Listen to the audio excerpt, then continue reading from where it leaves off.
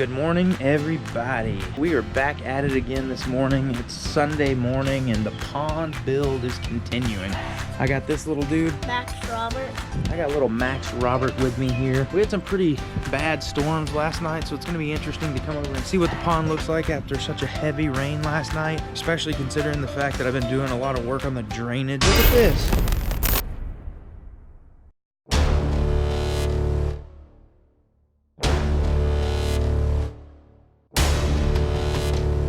This is the current status of the pond. As you can see, it's been completely rocked in. I need to clean the bottom out. All of the boulders around have been leveled to an extent and placed in a way that they're not gonna fall if you stand on them. All the walls are good and stable. Nothing falling. What I'm going to do now is right here, I am going to place drain, connect right into the drainage pipe here. So how I'm going to do that with this material right here. So what will happen, this 90-degree elbow will be placed under the ground here. It'll stick up just high enough where this cap can go on. The cap will stick up out of the rock to about this point, and then anything that comes this way will hit that and hopefully drain out, hitting this corrugated pipe that then goes out to the drainage ditch there. So I've actually decided to use pond liner instead of the underlayment that I talked about earlier, which was the 3.5 mil black plastic painter's liner. It's just, this stuff is a little bit thicker, and with the rock going on top of it, I just think it's a better idea. I'm gonna do a time lapse of me actually putting this in. Basically, I wanna overlap it on top of the pond liner, so if any water does actually exit, I want it to exit into the pond, not under the pond liner. I'll run a time lapse so you guys can see how I'm doing this.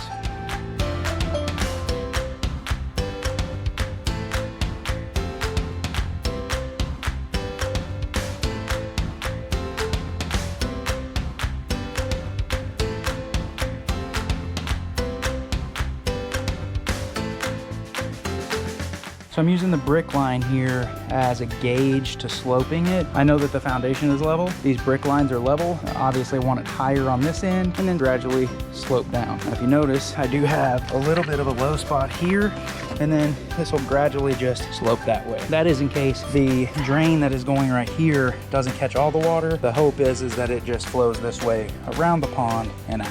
I decided to go a different route with the drainage. I was gonna use corrugated pipe, and then I decided to go against that just after doing some research. So what I've done is I've basically dug the trench out. I've replaced it with actual irrigation, or what, I don't know what this pipe's called. I've also installed a small 1-port catch basin, but instead it looks like this. This grate will be on top. That grate will be just a slight bit below the rock level with some rock kind of sitting over it so water can drain back through here. I put a cross cut in the pond liner. I want to lay this in like so inside of the drain, so that way there's no way that water can get through that cut and underneath the liner. The only thing it can do is if it runs up underneath, it's gonna go straight down in because the liner is tucked down inside, and then it's gonna be cut out where it's held in place. I'm gonna go ahead and test this to make sure that I have the correct slope on it. So it is in fact running this direction. If I ran some water through this, we should see it come out the other end. Unfortunately, we have ran out of what, bud? What did we run out of? What kind of rock?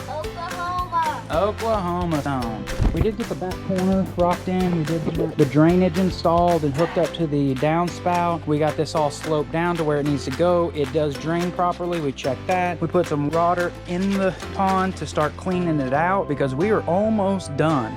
I'm gonna see if I can find a rock yard that is open on Sunday to go pick up some more Oklahoma stone if I can find it. If I can't, I'll get something else, pull all of this out and mix it in with something where it'll be multicolored and then put it back in. We're going to Home Depot. We're getting some rock. We're leaving. We're going home, and then we'll finish it, and then we'll eat dinner. That's what I'm doing. I mean, I'm eating dinner while you finish it. Oh, okay. Yeah, so wait. I'm eating cereal. You mean breakfast? Yeah, I mean breakfast. So you're gonna eat breakfast while I finish the pond? Yeah.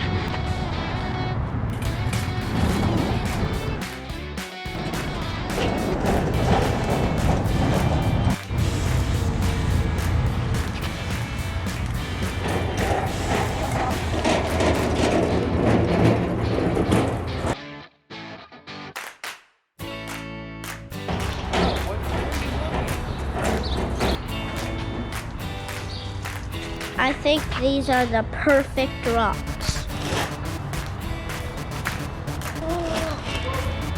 Dude, I didn't expect you to load all this stuff up by yourself. How'd you do that? Well, as we can see, Max Robert has all the Riverstone loaded up. Let's go ahead and get this stuff purchased, bro. Come on. You gonna pull it? Hey guys! So we're back at the house now, guys, and I'm continuing the rocking around the pond. I went ahead and went by Home Depot and I picked up a few bags of pond pebble and pond rock. I pulled the Oklahoma stone out and mixed it in my Gorilla cart so it had a nice even consistency on the colors, and then I placed that back down. And as you can see, it actually really doesn't look that bad around it. It goes with the whole multicolored rocks within the pond. So I think it's actually going to turn out pretty good. The pond is actually at, I just had to spend another $25 on rock from Home Depot. We are at $420 total, I believe. I also went ahead and bought some mulch. That way I could mulch where I wanted to around the pond.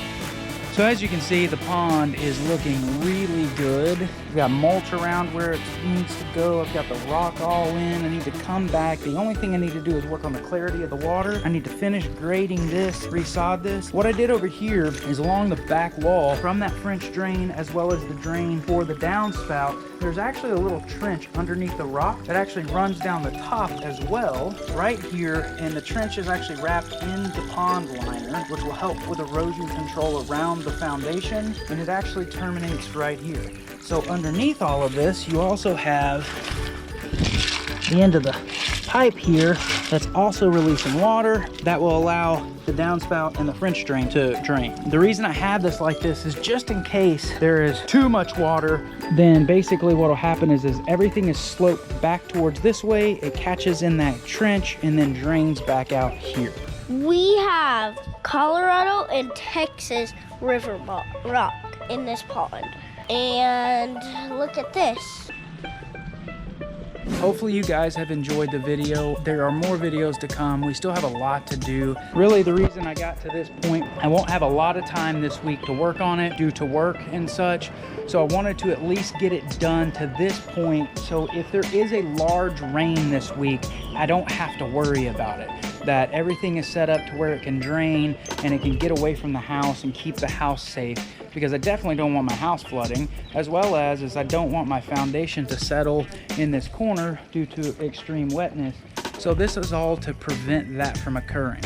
But as far as the pond goes, the pond looks amazing. Hopefully you guys like it. Hopefully you've learned something. If you have questions about anything that I've done, anything like that I didn't cover in the video, feel free to ask in the comments. I will happily answer that for you. We really appreciate you watching. We appreciate the subscriptions, and we will see you next time.